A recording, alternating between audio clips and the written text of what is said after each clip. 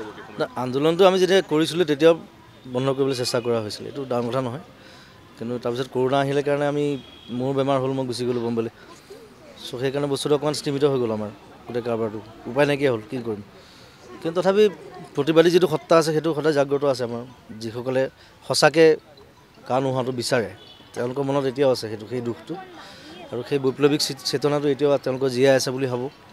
চ' এই গানটো চালে আকৌ সেই যদি অকণমান যদি দমি গৈছিলে আকৌ সেইটো জাগ্ৰত হ'ব মনত।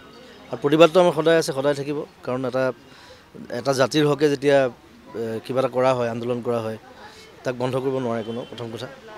আৰু আমি বিভিন্ন বেলেগ ধৰণৰ কাৰ্যসূচীৰে আমি কৰিম প্ৰতিবাদ আমি কৰি থাকিম। কৰোণাৰ কাৰণে আমি ৰাস্তাত নাযাওঁ এতিয়া, আমি গণসমাৱেশ নকৰোঁ, সেইটো বন্ধ কৰিবলৈ কৈ আছোঁ যে যেতিয়ালৈকে কৰোণা নাইকিয়া নহয় ভালকৈ। কিন্তু আমাৰ বিভিন্ন মিডিয়া আছে, আমাৰ মিডিয়াম আছে, তাৰ থ্ৰুৱেদি আমি প্ৰতিবাদ কৰি থাকিম।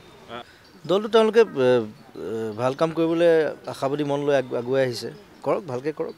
আৰু ৰাইজে এনেও ইলেকশ্যন বস্তুটো ৰাইজৰ হাতত থাকে গোটেই, ৰাইজে যাক ভাল পায় তেওঁলোকক জিকাব। আৰু মই এইটো বিচাৰোঁ যি পাৰ্টিয়ে নাহক, যেনেকৈ নাহক, যোনেই নাহক, ভাল মানুহ আহিব লাগে আৰু বেয়া মানুহবিলাক আঁতৰি যাব লাগে।